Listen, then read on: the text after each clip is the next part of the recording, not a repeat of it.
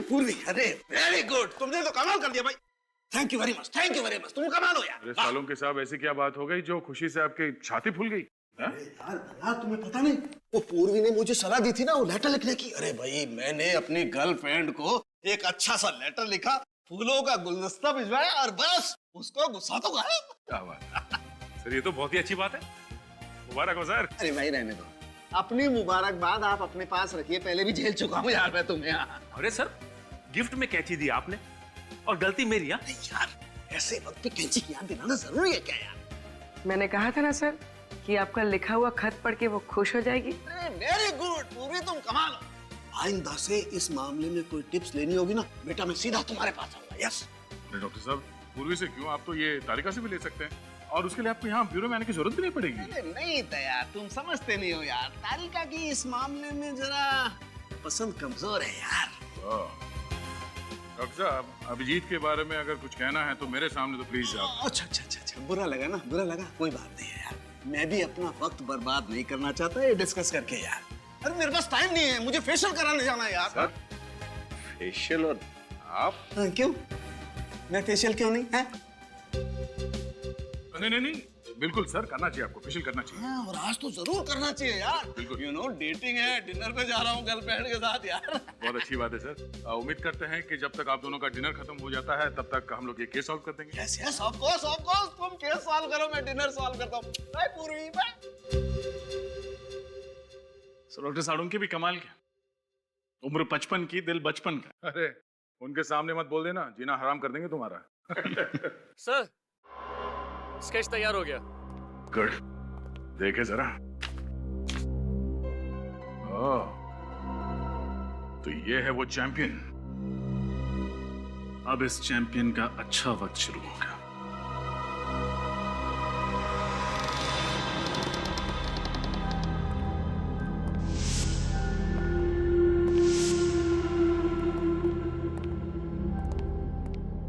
देखो कहां छुप के बैठा है।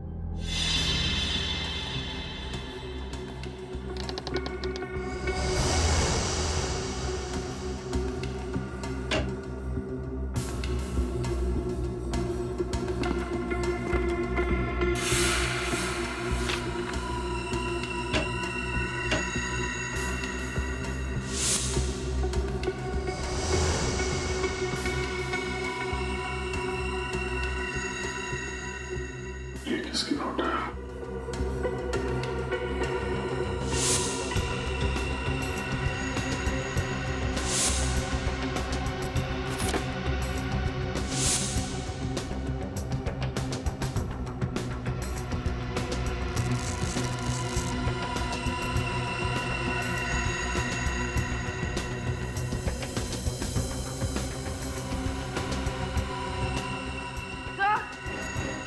आप बोलिए।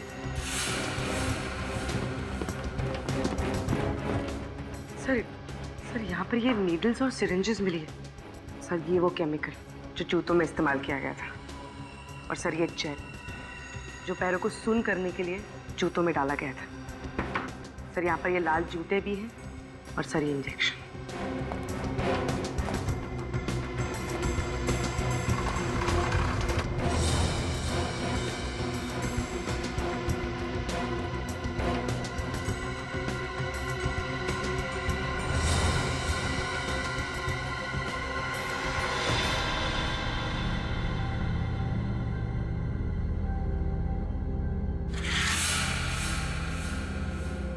मतलब इन सब के पीछे पीयूष का ही हाथ है।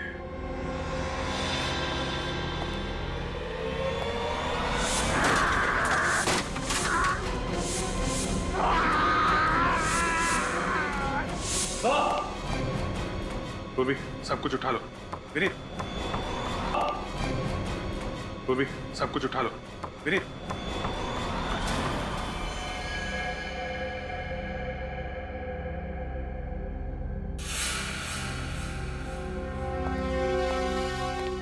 सर पीयूष तो यहाँ मरा पड़ा है, लगता है इसने जहर पिया। My God. सर हमें तो लग रहा था यही सबको मार रहा है, फिर इस पीयूष को किसने मार दिया? इसका मतलब इसके साथ कोई और आदमी भी मिला हुआ था क्या? सर ये देखिए, इसके जेब में से ये चिट्ठी है सर। क्या क्या लिखा? मैंने ही विशाल का खून करवाया और चेतन पर हमला भी करवाया। नफरत करता था मैं अपने दोस्तों से। कॉलेज के दिनों से चेतन, विशाल, धीरज मुझे परेशान करते थे और बिजनेस पार्टनर बन जाने के बाद भी मुझे मेरा हक नहीं देते थे। इसलिए गुस्से में आकर मैंने उनसे बदला लेने की ठानी। अगर सीआईडी को मेरे बारे में पता चल गया, इसलिए मैं अपनी जान दे रहा हूं। पीयूष, अजीब बात है सर। जब गुनहगार को पता होता है कि एक ना एक दिन वो पकड़ा ही जाएगा, फिर गुनाह करता ही क्यों है? और इसने तो सीआईडी के डर से खुदकुशी कर ली। बात कुछ हजम नहीं हो रही है विनीत। ये आदमी अपने दोस्तों से बदला लेना चाहता था। इतनी लंबी प्लानिंग की उसने बदला लेने के लिए, और अभी इसका बदला पूरा भी नहीं हुआ। डर के मारे आत्महत्या करेगा क्या? सर, इसके हाथ और पैर पर ये निशान देखिए। रस्सी के बांधने का निशान। पीयूष को बांध के रखा था। लगता तो है सर, लेकिन जब ये ब्यूरो आया था तब तो कोई निशान नहीं था। और ये निशान काफी गहरे हैं। लगता है काफी दिनों से बांध कर रखा गया था इसे। पीयूष को बांध के भी रखा गया था और पीयूष ब्यूरो में भी। अब कुछ कुछ समझ में आ रहा है। डॉक्टर साहब, मैं ठीक तो हो जाऊंगा ना? तुम बिल्कुल फिक्र मत करो। तुम जैसे पहले थे ठीक वैसे हो जाओगे। अब मैं इंजेक्शन लगा रहा हूं, तुम पलट जाओ।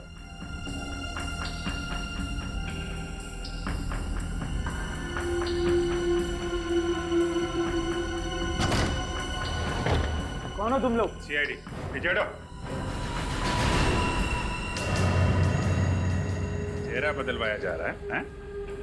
चेहरा चाहे पीयूष का हो या अमित का, अंजाम तो फांसी ही है। ये क्या बकवास कर रहे हैं आप लोग? ऐसी कोई बात नहीं है। जाने दीजिए मुझे। कहाँ जा रहे हो? चेहरा नहीं बदलवाओगे?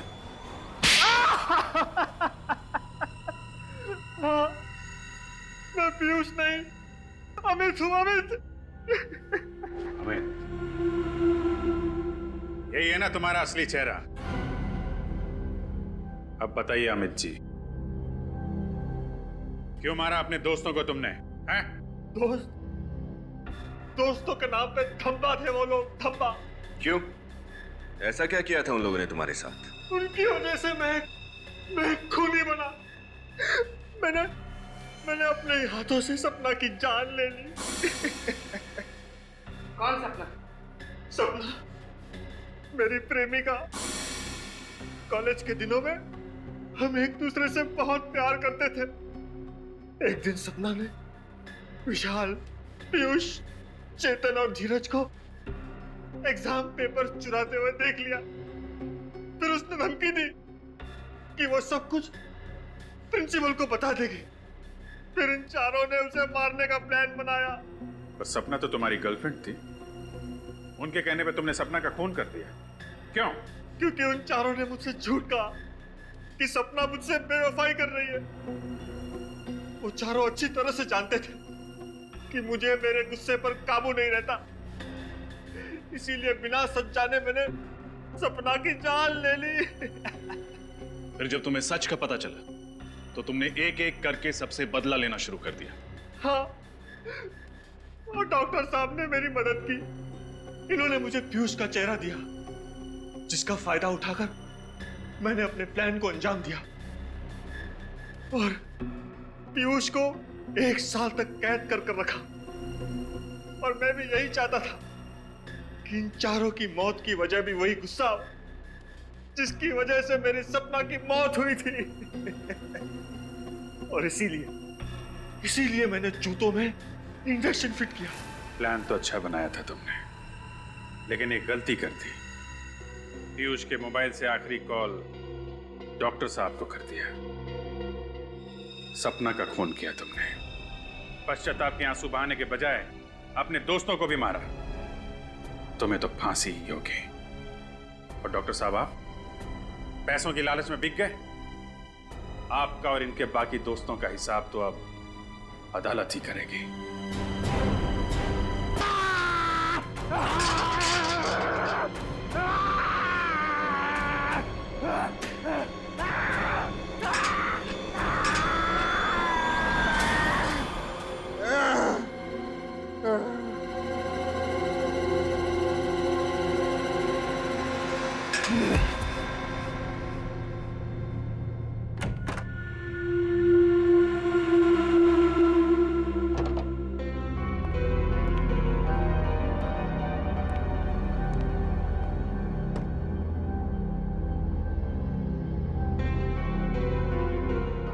हैप्पी एनिवर्सरी प्रीति।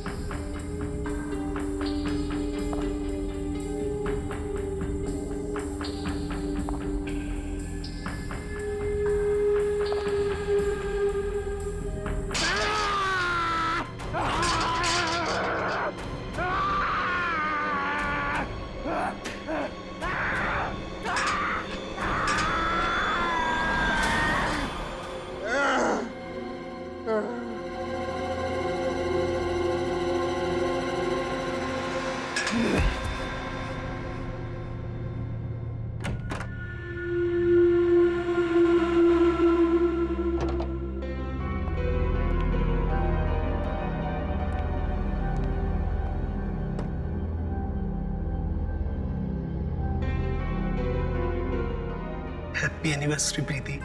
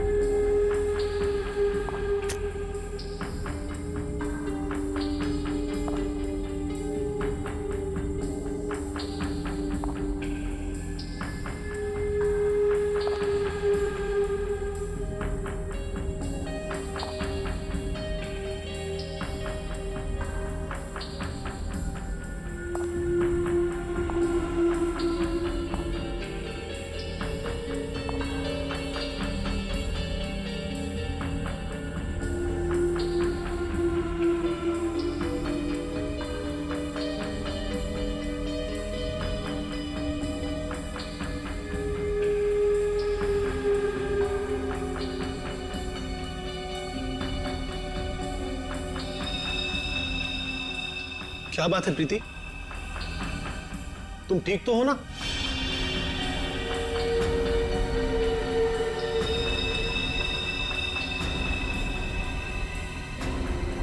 तुम कुछ बोलती क्यों नहीं?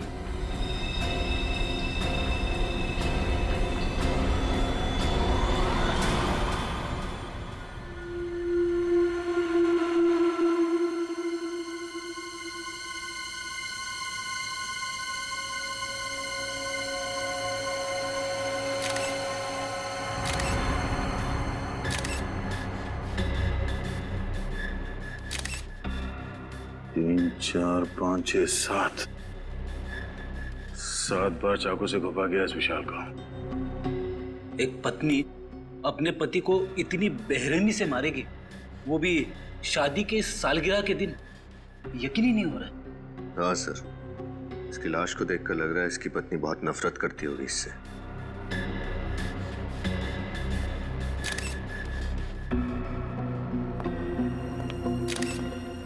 आप लोग कौन है विशाल के? हम लोग दोस्त हैं सर। दोस्त? कब से जानते हो तुम विशाल और प्रीति को? सर हम उन्हें कॉलेज टाइम से जानते हैं सर। इन दोनों के बीच रिश्ते कैसे हैं, संबंध कैसे थे? सर वो एक दूसरे से बहुत प्यार करते थे। आज तक कभी उन्होंने एक दूसरे से ऊंची आवाज में भी बात नहीं की थी। अच्छा, तो आज ऐसी क्या बात हो गई कि प्रीति ने विशाल को इतनी बेरहमी से मारा? कुछ समझ में नहीं आ रहा है सर। प्रीति ऐसा कैसे कर सकती है? सर विशाल आज सुबह बहुत खुश था।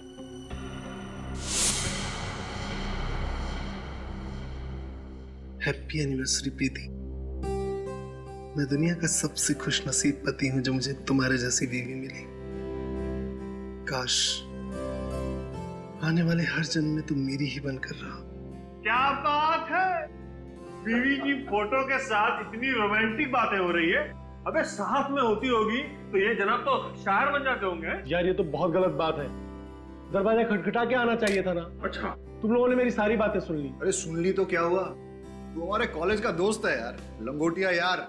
और प्रीति को इम्प्रेस करने के तरीके हम ही से तो पूछता था। भूल गया?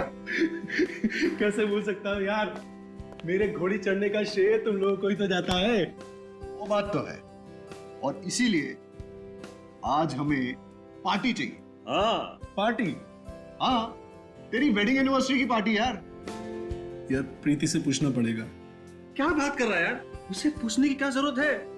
अरे सरप्राइज दे देते हैं उसको, वो खुश हो जाएगी।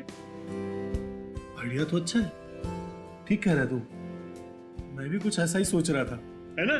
तो आज रात 10 बजे पार्टी पक्की। Done done done done. और फिर जब हम अंदर घुसे तो हमने देखा विशाल जमीन पे पड़ा हुआ था और प्रीति उसके पास बेहोश थी। और हाँ, प्रीति के हाथ में एक चाकू था, खून से सना हुआ।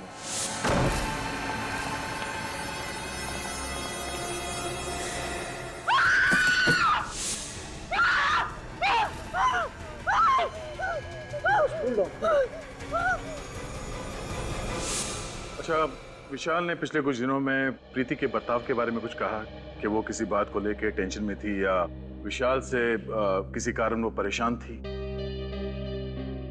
नहीं सर, विशाल ने कभी ऐसा कुछ नहीं कहा। हाँ सर, लेकिन वो ये कह रहा था कि आजकल वो प्रीति को टाइम नहीं दे पा रहा था। एक्चुअली काम में बहुत बिजी था। आखिरी बार आपने कब बात की प्रीति से? आज शाम को ही बात की थी मैंने उससे। वो बहुत खुश थी, बहुत ही खुश।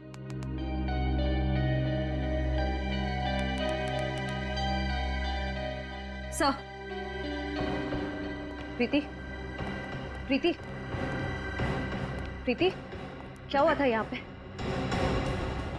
प्रीति, तुम ठीक हो? हमारी आवाज सुनाई दे रही है तुम्हें? सर लगता है सदमे में है। सर, कहीं ये एक्टिंग तो नहीं कर रही है सदमा लगने की? श्रेया, काम करो, इसे ब्यूरो लेके चलो। विनीत, आसपास लोगों से पता करो कि प्रीति और विशाल के बीच में संबंध कैसे थे। अफेडी, इनके दोस्तों का नाम और एड्रेस ले लो और इनसे बोलना कि जब तक ये केस सॉल्व नहीं हो जाता कोई भी शहर छोड़ के बाहर नहीं जाएगा। सर, ये प्रीति तो कुछ बोलने को तैयार ही नहीं। लगता है अपने पति की मौत का गहरा सदमा लगा उसे। सदमा कैसा सर? इसने अपने ही हाथों से अपने पति विशाल का खून किया है। हाँ, सचिन, पर कुछ तो है जो इसे बाकी के खूनियों से अलग करता है। विशाल के खून के बाद इसने भागने की कोशिश नहीं की और ना ही कोई बहाना बनाया। विशाल की मौत के बाद से लेके अब तक इसकी जुबान से एक शब्द तक नहीं निकला। पानी का एक घूंट तक नहीं पिया इसने। पता नहीं इसके दिमाग में क्या चल रहा है। क्या बात है भाई, बड़ी टेंशन में तुम लोग? टेंशन की बात है सर। क्यों टेंशन क्या है? ये केस तो बड़ा आसान था यार। खूनी अपने आप पकड़ा गया, भाग दौड़ करने की जरूरत ही नहीं पड़ी तुमको। सर, जब तक खूनी अपना गुनाह मान न ले, हम चैन की सांस नहीं ले सकते। और ये प्रीति, ये तो कुछ बोलने को तैयार नहीं है। बहरहाल भाई, प्रीति कुछ बोले या ना बोले, लेकिन मैं आप लोगों को एक बात बोलता हूँ, प्रीति के दिल में अपने हस्बैंड के लिए सख्त नफरत थी। नफरत? पर सर, इनके दोस्तों ने तो कहा कि ये लोग एक दूसरे से बहुत प्यार करते थे। लव मैरिज थी इनकी। लव मैरिज थी या अरेंज मैरिज थी मुझे नहीं मालूम, लेकिन विशाल के शरीर पर जो चाकुओं के घाव हैं, उससे साफ पता लगता है कि प्रीति के दिल में विशाल के लिए सख्त नफरत थी। जगह जगह पर चाकू से वार किए गए। मुझे तो लगता है कि विशाल के मर जाने के बाद भी प्रीति उसे चाकू मारती रही। इतनी नफरत? प्रीति, तुमने विशाल का खून क्यों किया? हाँ? क्या वो तुम्हें मारता पीटता था, दहेज के लिए परेशान करता था, या किसी और से प्यार करता था? बताओ प्रीति, तुम्हें जवाब देना होगा। ऐसी क्या बात थी जिसकी वजह से तुम उससे इतना नफरत करती? नफरत नहीं, प्यार करती थी मैं विशाल से, और अब भी करती हूँ। विशाल की मौत के बाद जो खोया वो आप लोग नहीं समझो, और वैसे भी विशाल की जाने के बाद मेरी जिंदगी का कोई मतलब नहीं। अगर तुम इतना प्यार करते थे विशाल से, तो फिर उसे मारा क्यों? क्या फायदा? वैसे भी आप लोग सीआईडी वाले मेरी बात का कहाँ विश्वास करेंगे? विश्वास करना है या नहीं, वो हम पे छोड़ दो। पहले बताओ कि तुमने विशाल को क्यों मारा? मुझे नहीं पता उस दिन क्या हुआ। मुझे विशाल पर बहुत गुस्सा है और मैंने बिना सोचे समझे उसे मार डाला। कोई किसी को बेवजह 7-7 बार चाकू नहीं मारता प्रीति। मैंने कहा था आप लोग मेरी बात का भरोसा नहीं करेंगे, और वैसे भी मुझे कुछ नहीं कहना। चढ़ा दीजिए मुझे फांसी पर, मुझे नहीं जीना। चढ़ा दीजिए मुझे फांसी पर, मैं विशाल के बिना नहीं जी सकती। दया, मुझे लगता है इस लड़की के साथ कुछ प्रॉब्लम है। कैसी प्रॉब्लम सर? यार वो तो समझ में नहीं आ रहा है, लेकिन मुझे लगता है कत्ल करते वक्त इस लड़की का दिमाग इसके काबू में नहीं था। सर, कत्ल करते वक्त तो किसी भी खूनी का दिमाग काबू में नहीं रहता। मुझे तो लगता है ये लड़की झूठ बोल रही है।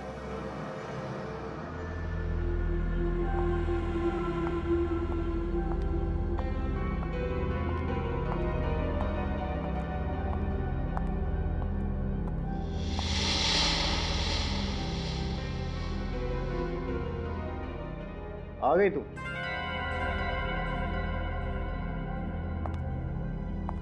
फोन भी नहीं उठा रही। तू तक कहां रह गई थी? कब से इंतजार कर रहा हूं। क्या हुआ? सब ठीक तो है ना? ओह, समझ गया। लगता है इस बार तुमने फिर से क्रेडिट कार्ड की लिमिट एक्सीड कर दी है ना? डोंट वरी, मैं कमादा किसके लिए हूं यार? तुम्हारे लिए। अभी बहुत लेट हो रहे हैं, चलते हैं, ठीक है?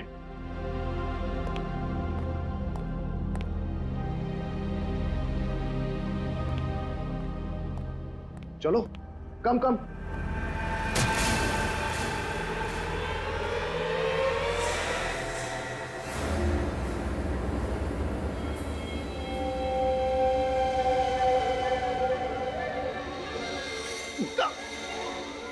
क्या किया तुमने?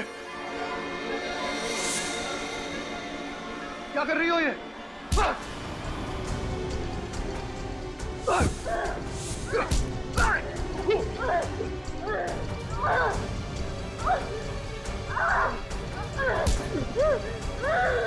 पागल हो गई हो? आवाज? छोड़ो मुझे! उठाओ! सिक्योरिटी!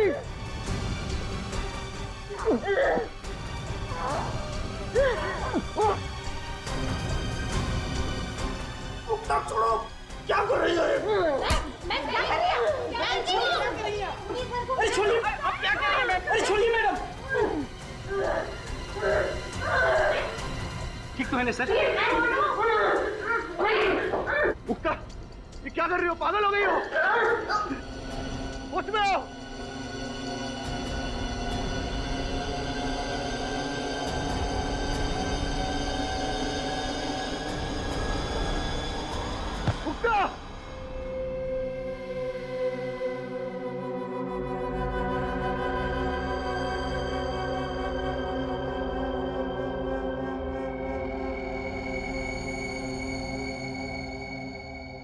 मुक्ता, अब कैसी हो तुम?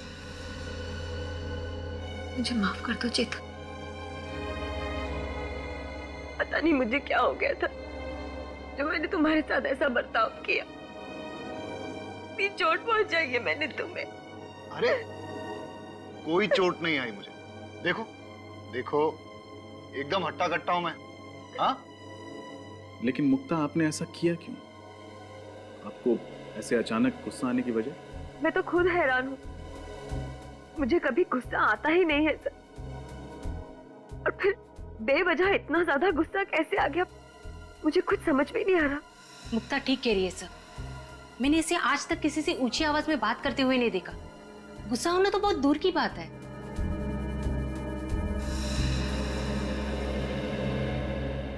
तो आप दोनों का कहना है कि आप लोगों ने अपने अपने पतियों पे इसलिए हमला किया क्योंकि आप लोगों को अचानक उन दोनों पे बहुत तेज गुस्सा आने लगा। फिर हैरानी की बात यह है कि आप दोनों के पास कोई ठोस वजह नहीं थी उनसे गुस्सा होने की, राइट? जी हाँ सर, पता नहीं मुझे क्या हो गया था। वो तो शुक्र है भगवान का कि चेतन को कुछ हुआ नहीं, वरना मैं अपने ही हाथों अपने आप को विधवा कर लेती। 2 दिनों के अंदर ऐसे 2 हादसे होना कोई इत्तेफाक तो नहीं हो सकता। जरूर कोई बड़ा कारण है इसके पीछे जो इस वक्त हमें दिख नहीं रहा। और इस बात के तह तक पहुंचने के लिए हमारा ये जानना बहुत जरूरी है कि उस दिन आप लोगों ने क्या क्या किया था। सर, उस दिन विशाल ने मुझे सुबह उठाया, मेरे लिए ब्रेकफास्ट बनाया, मुझे बहुत पैम्पर कर रहे थे क्योंकि हमारी एनिवर्सरी थी उस दिन। फिर उनके ऑफिस जाने के बाद मैं तैयार होकर बाजार गई। वहां मैंने विशाल के लिए एनिवर्सरी गिफ्ट खरीदा। उन्हें म्यूजिक बहुत पसंद था, इसलिए मैं उनके लिए स्पीकर्स लेकर आई और फिर मैं घर चली आई। अच्छा ये बताइए, उस दिन आपने बाहर कुछ खाया था? नहीं, मैंने लंच घर पर ही किया था। उसके बाद क्या हुआ? उस दिन जब मैं घर वापस आई तो दरवाजे पर एक गिफ्ट पार्सल पड़ा था और उसमें लाल रंग के जूते थे जिस पर विशाल ने एक नोट लिखा था, हैप्पी एनिवर्सरी। उसके बाद मैं विशाल के घर आने का इंतजार करने लगी। खुद को संभालने लगी, विशाल की पसंदीदा साड़ी पहनी और उसके वो भेजे हुए जूते पहने।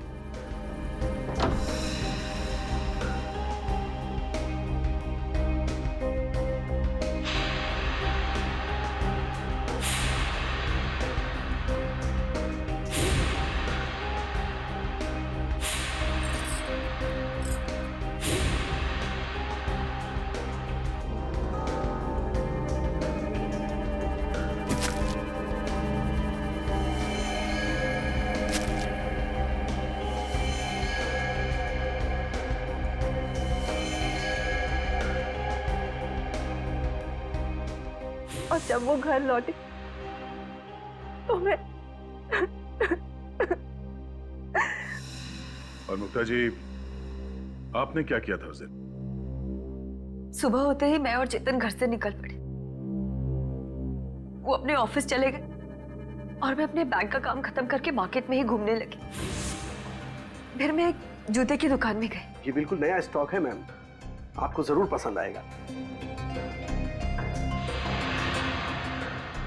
ये है तो बहुत प्यारे, लेकिन क्या आपके पास इनमें लाल कलर है?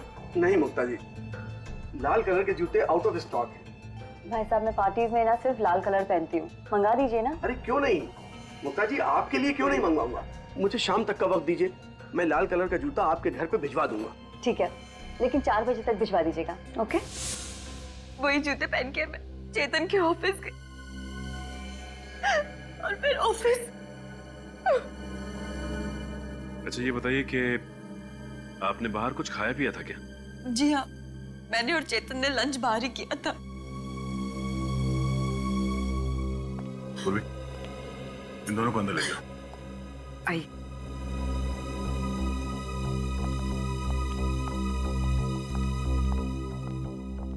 आई।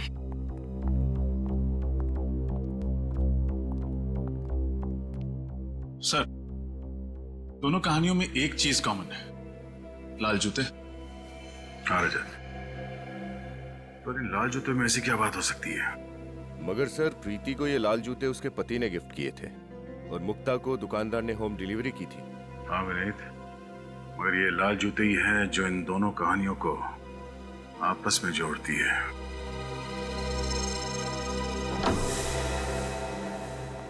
घर की अच्छी तरह से तलाशी लो, देखो लाल जूते कहीं मिलते हैं क्या।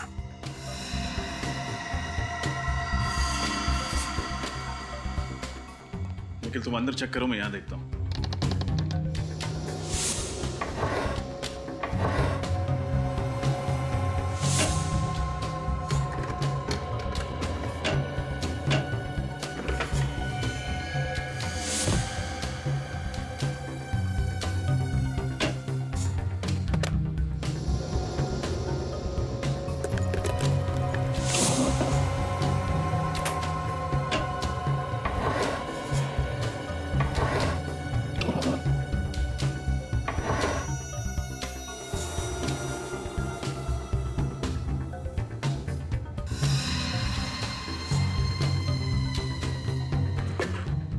यहाँ तो कोई लाल कलर की लेडीज शू नहीं है।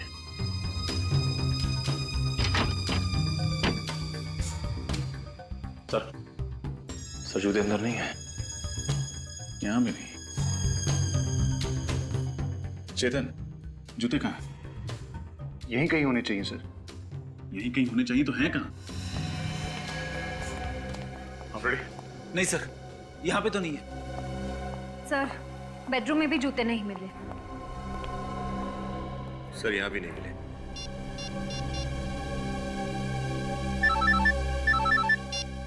हाँ बोलो। हमने मुक्ता के घर को अच्छी तरह छान लिया, जूते नहीं मिले। इसका मतलब साफ है कि गड़बड़ उन जूतों में ही है, इसलिए हमारे पहुंचने से पहले खूनी ने वो जूते गायब कर दिए। ये लाल जूते गए तो कहाँ गए?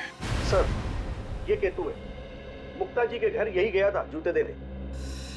सर, मुझे कुछ नहीं मालूम सर, मैं तो सिर्फ जूते देकर वापस आ गया था सर। थोड़ा याद करके बताओ, जब तुम मुक्ता को उसके जूते देने जा रहे थे तो रास्ते में कुछ हुआ? शायद तुमने थोड़ी देर के लिए जूतों को लवारिस छोड़ दिया हो, या फिर किसी ने उन्हें बदल दिया, कुछ अलग, कुछ अजीब, कुछ भी।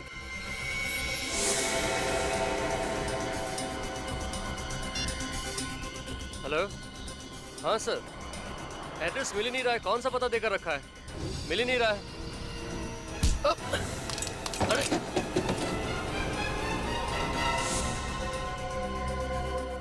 सर, इसका मतलब जो आदमी केतु से टकराया उसने जूते बदल दिए? हो सकता है पंकज, और अगर जल्दी ही उन खूनी जूतों का राज पता नहीं चला तो शायद कुछ और पति मारे जाएंगे अपनी पत्नियों के हाथों।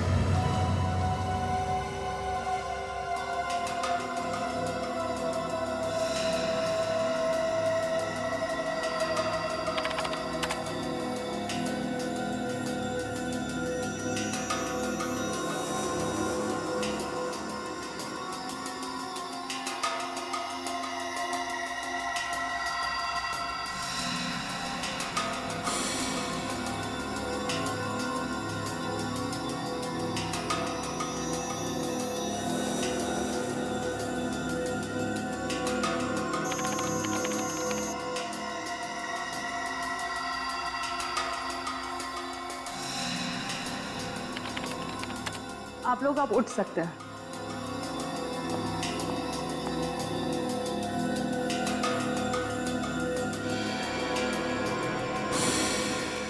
ओ, ये चक्कर है। क्या चक्कर है डॉक्टर साहब? अभिजीत, मुझे खूनी का पता लग गया है। कौन है सर? जूते। जूते? वही लाल जूते जो इन दोनों लड़कियों ने पहने हुए थे। डॉक्टर साहब, ये कैसे हो सकता है? रजत, उन जूतों में ऐसा कुछ खास था जिसकी वजह से जो भी उन जूतों को पहनता शायद खून करने लगता। मतलब सर, उन जूतों को अगर मैं पहनती तो मैं भी खून कर देती? शायद, चांसेस हैं। क्या बात कर रहे हैं डॉक्टर साहब? ऐसा क्या है उन जूतों में कि उन्हें पहन के एक आदमी खूनी बन जाएगा? मैं बताता हूँ। हाँ, ये देखो, इन दोनों के पैरों पर ये छोटा सा इंजेक्शन का निशान। इसका मतलब ये है कि इंजेक्शन के जरिए कोई ऐसा केमिकल इनके शरीर के अंदर गया है जिसकी वजह से इन लोगों ने ऐसा वायलेंट रिएक्ट किया है। और ये इंजेक्शन इन्हें तब लगा जब इन दोनों ने वो लाल जूते पहने थे। अगर जूतों में इंजेक्शन था तो हमें महसूस क्यों नहीं हुआ? मतलब हमें चुभता ना, हमें दर्द तो होता। अभिजीत, शायद इंजेक्शन के साथ साथ उसमें एनेस्थीसिया भी था, जिसकी वजह से इन दोनों के पैर सुन्न हो गए और इन्हें पता नहीं चला। तो बहुत बड़ी प्लानिंग की खूनी ने। लेकिन डॉक्टर साहब, ये इंजेक्शन था किस चीज का? हॉलीवुड क्रैडॉक। व्हाट? हॉलीवुड क्रैडॉक? हाँ सर। Oh my God. क्यों? ऐसा क्या है इस केमिकल में? ये एक ऐसा केमिकल है अभिजीत, जो अगर इंसान के शरीर में चला जाए तो उसका ब्लड प्रेशर बहुत हाई हो जाता है, उसके दिमाग में तूफान मचने लगता है, उसे इतना ज्यादा गुस्सा आने लगता है कि वो अपने होश में नहीं रहता, बहुत ही हिंसात्मक, वायलेंट हो जाता है, और ऐसी हालत में वो किसी का खून भी कर सकता है। मतलब सर बहुत ही खतरनाक केमिकल है। हाँ मीने, इसीलिए इस केमिकल पर बैन है। कई देशों में तो इस केमिकल को जानवरों पर इस्तेमाल किया जाता है, ये पता लगाने के लिए कि आखिर वो जानवर कितना वायलेंट हो सकते हैं। डॉक्टर साहब, ये बॉडी में जाने के बाद इस केमिकल को कितना टाइम लगता है असर दिखाने में? ज्यादा से ज्यादा 10 मिनट। 10 मिनट? लाल जूते और उसमें ये केमिकल वाले इंजेक्शन। सर एक बात तो तय है, खूनी ने प्रीति और मुक्ता के बारे में अच्छे से रिसर्च की थी। वो जानता था कि मुक्ता का पसंदीदा जूतों का ब्रांड कौन सा है। इतना ही नहीं रजत, खूनी को अच्छी तरह से मालूम था कि कौन सा वक्त सही है उन दोनों के लिए, अपने पति विशाल और चेतन को मारने के लिए। हाँ सर, अगर ये खून करने की कोशिश इन लोगों ने उस वक्त की होती जब वहां लोग मौजूद थे, तब शायद इनका प्लान फेल हो जाता। बिल्कुल हो जाता कि वहां पे मौजूद लोग विशाल को बचा लेते। असली खूनी को अच्छी तरह से पता था कौन से वक्त पे इस जुर्म को अंजाम देना चाहिए। सर, ये प्रीति और विशाल का घर में अकेला होना तो समझ में आता है, लेकिन मुक्ता तो चेतन के ऑफिस में गई थी ना, तो उसे कैसे पता चला कि चेतन ऑफिस में किस वक्त अकेला रहने वाला है? इस मुक्ता से पूछ लेते हैं। सर कुछ पता चला ये सब कौन कर रहा था? अभी तक तो नहीं, और आप लोग चिंता मत कीजिए, बहुत जल्दी असली गुनहगार हमारे सामने होगा। मुक्ता जी, एक बात बताइए, आप ठीक उसी वक्त कैसे पहुंची चेतन के ऑफिस में जब वो बिल्कुल अकेला था? सर मैं तो 4 बजे जाने वाली थी, लेकिन इनका फोन आया था कि मैं 4 बजे ना जाके 6 बजे जाऊं। ये मीटिंग में बिजी थे। मतलब चेतन ने तुम्हें खुद 2 घंटे देरी से आने के लिए कहा? क्या कह रही हो मुक्ता?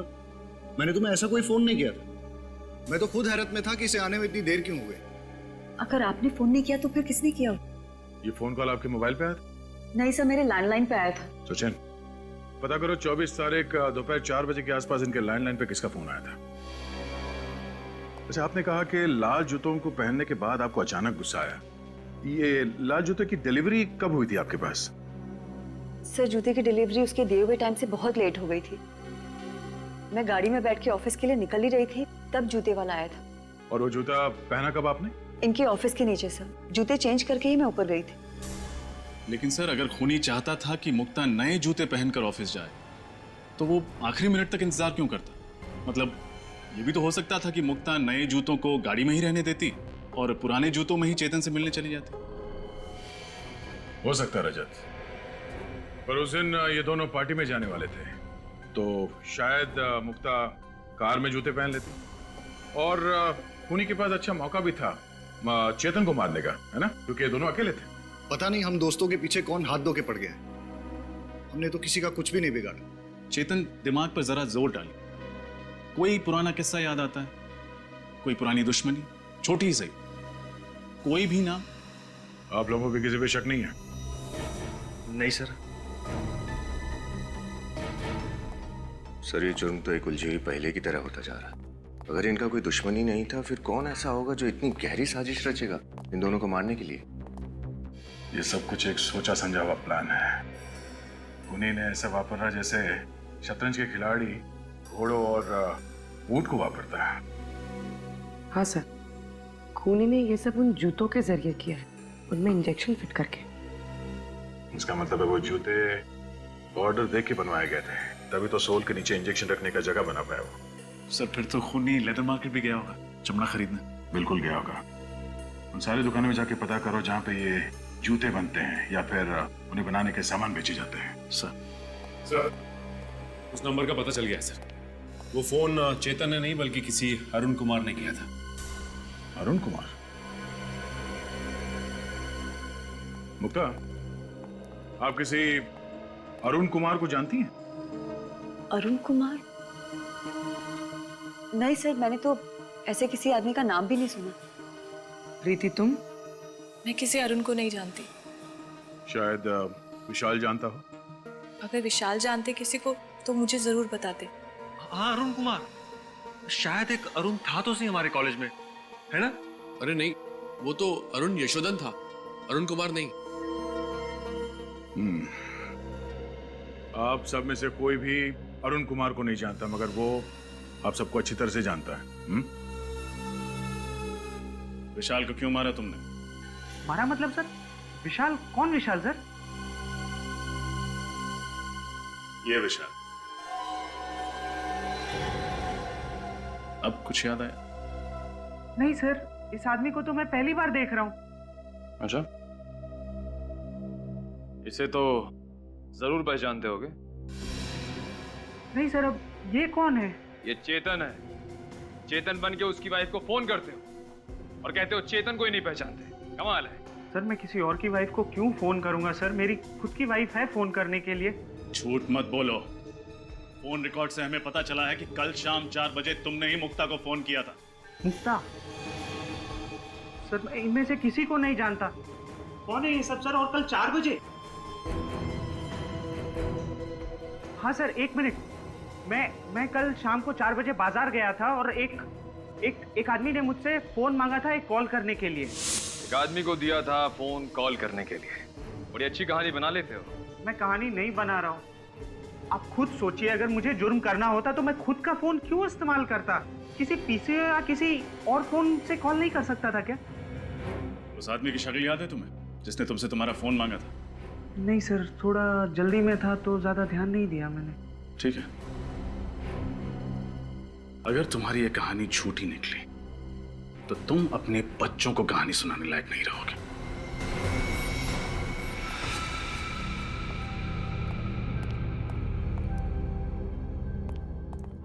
क्या हुआ पीयूष?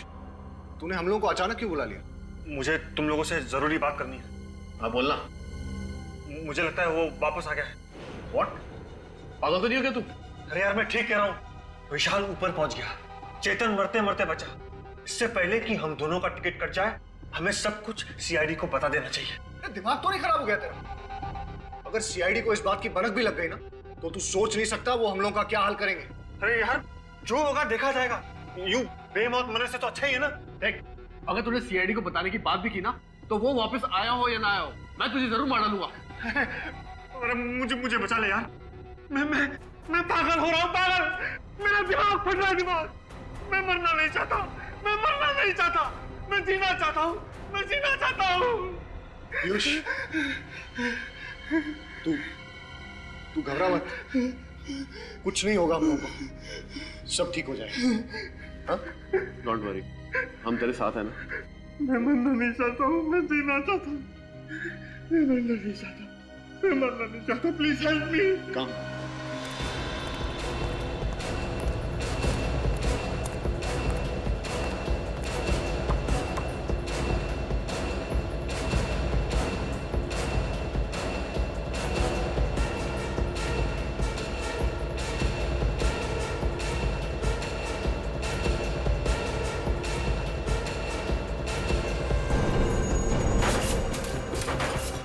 पिछले कुछ दिनों में आपके यहाँ कोई आदमी लाल रंग का चमड़ा खरीदने आया था, लड़कियों के जूते बनवाने के लिए? ऐसा तो यहाँ कोई नहीं आया सर। सर आया था, मैनेजर साहब से मिला था। काफी कम लेदर चाहिए था उसे, वो भी लाल रंग का ही चाहिए था साहब। कौन था वो? चेहरा याद है उसका? मुझे तो नहीं साहब, मैनेजर साहब को याद होगा। ये मैनेजर कहाँ? बुलाओ जरा उसे। मैनेजर साहब छुट्टी पे गए हैं। छुट्टी पे गया? फोन लगाओ सर। बोलो सीआईडी ने ब्यूरो में बुलाया।